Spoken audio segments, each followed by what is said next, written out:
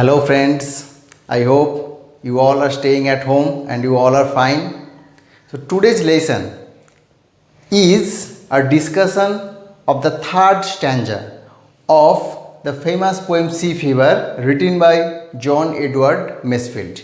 In the last two lessons, I discussed the first two stanzas and analyzed, explained each and every line. In the first two stanzas, the poet has made clear his strong desire, his urge, his yearning for the adventurous life of a seafaring man.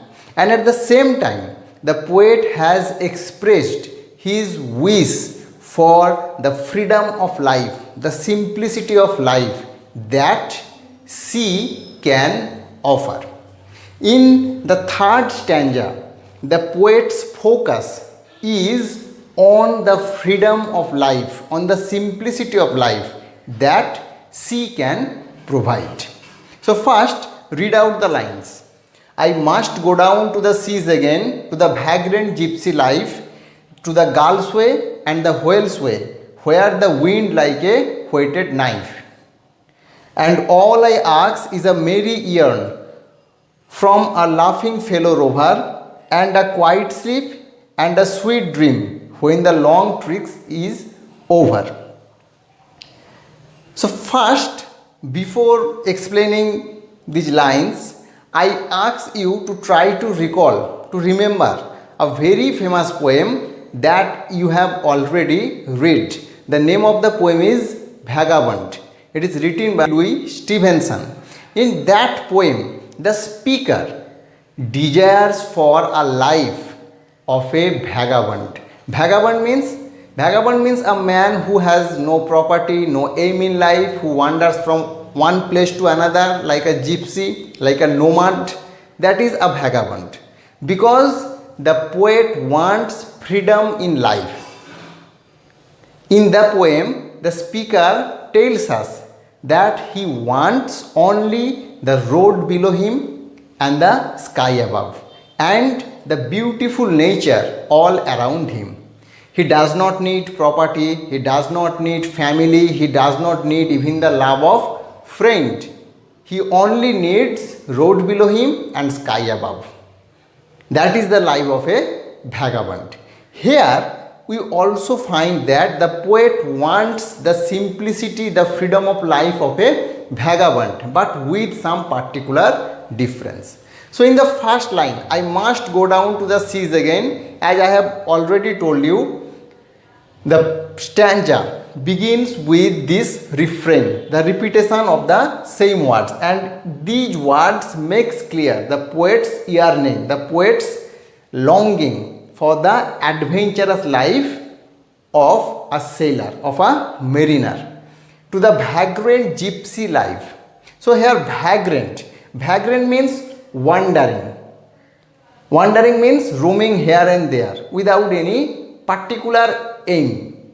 Okay, just wandering for enjoyment of life, traveling here and there. And gypsy means vagabond, vagrant, who has no aim in life, okay, who has no property, who can go anywhere whenever he wishes. So that kind of life the poet wants, because this kind of life offers you the ultimate simplicity and ultimate freedom in life, when you have no responsibility and you have no kind of ambition and expectation from others. And the poet wants to go to the gull's way and the whale's way. Here gulls refers to the seagulls. Okay, you can remember the name of the bird that we find at the end of second stanza. So here gulls means seagull, a type of seabird, and the whale's way. So here the two creatures, seagull and whales, they symbolize the total freedom of life. The way a seagull flies in the sky and a whale swims in the ocean represent the ultimate freedom of life, and the poet wants to follow their way. That means he desires for such kind of freedom in his life.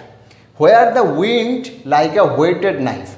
Whetted means sharp. So here the poet has compared the chill wind, the bitter cold, the biting cold wind with a knife.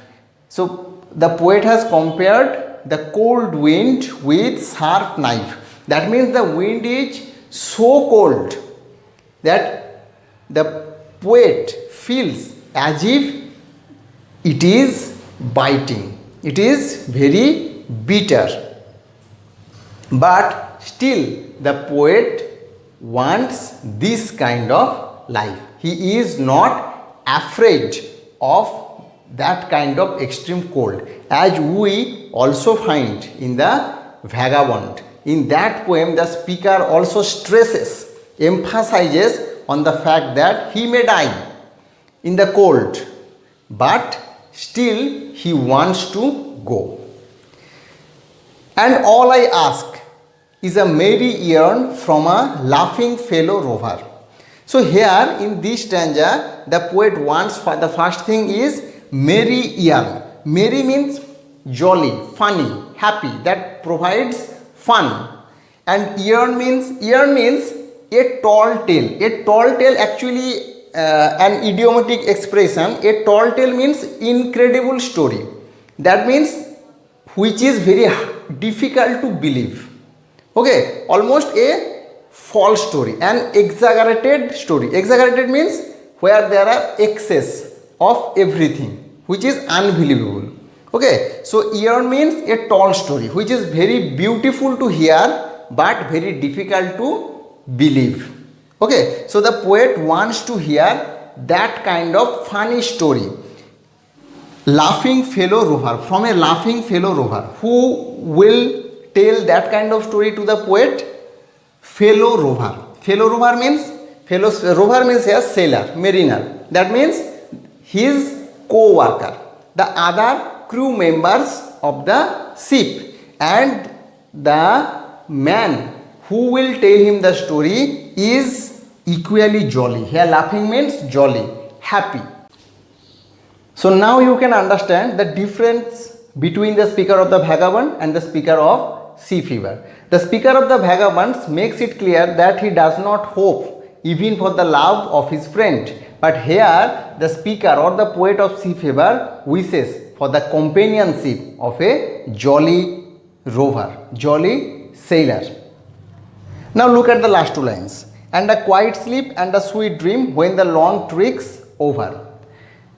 So when the long trick's over, that means when the long trick is over. Here trick may mean journey. That means at the end of his journey, the poet wishes for two things. The first one is a quiet sleep and second one is a sweet dream. That means at the end of the journey, the poet wants to sleep peacefully and he wants to dream sweet dreams.